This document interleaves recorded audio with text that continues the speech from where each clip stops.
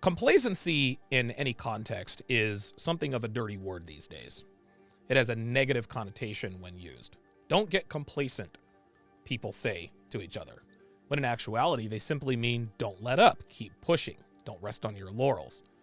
Men and women alike would agree that complacency breeds lethargy, apathy, and a lackadaisical attitude. This is 561% true, and it applies to just about any situation in life you can think of. If a prize fighter wins a title fight, after years and years of hard work and doing what it takes to become the champion, he runs the risk of becoming complacent. He might not train as long or train as hard as he used to. He might not pay attention to detail like he did before he won the belt, and he could slack off a little on the heavy bag. I mean, the pitfalls are endless. The movie Rocky III illustrates this perfectly. After Balboa defeated Apollo Creed to become the heavyweight champion of the world, his life completely changed for the better, or at least it did outside the ring. But even though Rocky had 10 consecutive title defenses, his trainer recognized that he wasn't the same fighter as he was 3 short years ago and verbalized as much. Take a look. And he's hungry. Hell, you ain't been hungry since you won that belt. But then, the worst thing happened to you that could happen to any fighter. You got civilized. Balboa goes against Mickey's advice and accepts Clubber Lang's challenge, and this is what happened.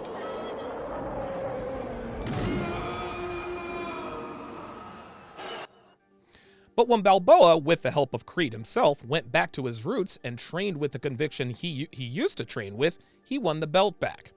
If Player X has the season of his life and is rewarded with a record-breaking contract, that too has the potential to make him complacent. He may not practice quite as frequently, he may spend less time in the weight room, and so forth. If an employee is always told they're doing a great job and that they are instrumental to the success of the company, that employee may get lazy. He may not focus as much. He may not pay attention to detail like he did when he first started with the company. You get the picture. Now, complacency also affects dating and relationships, and it usually goes a little something like this. Guy meets a girl, they start dating, they get comfortable with each other, and before you know it, they're both overweight, not having as much bedroom fun, and don't really work at keeping the quality of their relationship where it needs to be. When and if they break up, they'll both look back and realize that they both got lazy because they both got complacent. They lost the motivation to be their best to each other.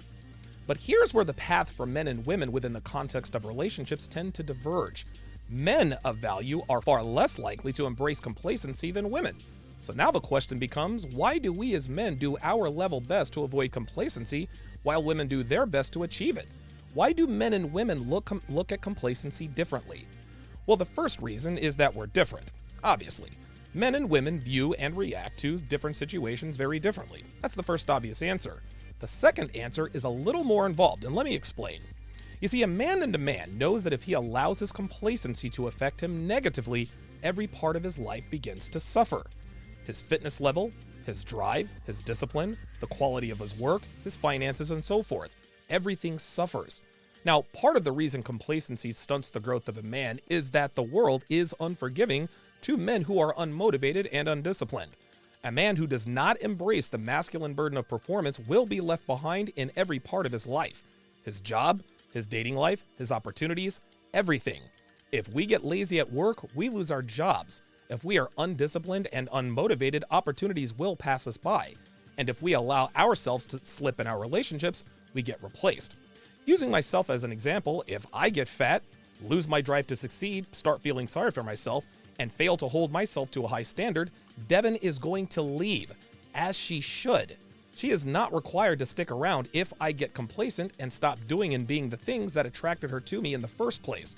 She's got every right to upgrade if I downgrade without showing the resolve to get back to where I was. Everything around men here in 2022 is designed to punish us if we're not on our game. The natural order of things rewards men who strive to be exceptional and punish men who don't make an effort at all. The men who are competitive and always look for new ways to improve themselves tend to live much better lives than the men who don't. A man who still lives with his parents, masturbates to spicy movies, plays video games, and has no desire to improve his station in life will be punished by life. That's just the way things are for men. Women, on the other hand, live a very different existence when they get complacent. Regardless of value, a lazy woman gets excuses made for her. She doesn't suffer. If she's overweight and unmotivated to do little else but sleep around, not only is she not punished by society, she is actually praised. "You're a woman. That's amazing enough," she hears day in and day out. If her job performance suffers because of her laziness, she gets to keep her job because she told her boss she's, quote, "going through a lot right now." If she's overweight and doesn't watch her diet or goes to the gym or work out, she's told that men should love her no matter what and no matter how big she is. She's told that she is gorgeous and that beauty comes in all shapes and sizes. If a girl gains 40 pounds in 6 months, her boyfriend should stick around because he needs to love her, quote, "heart and mind," rather than being a shallow, misogynistic, toxic douchebag who only sees her as an object. Everything around women in 2022 is designed to reward them for no other reason but that they're women. The unnatural order of things that are constructed are to reward women who are shockingly below average, especially in relationships.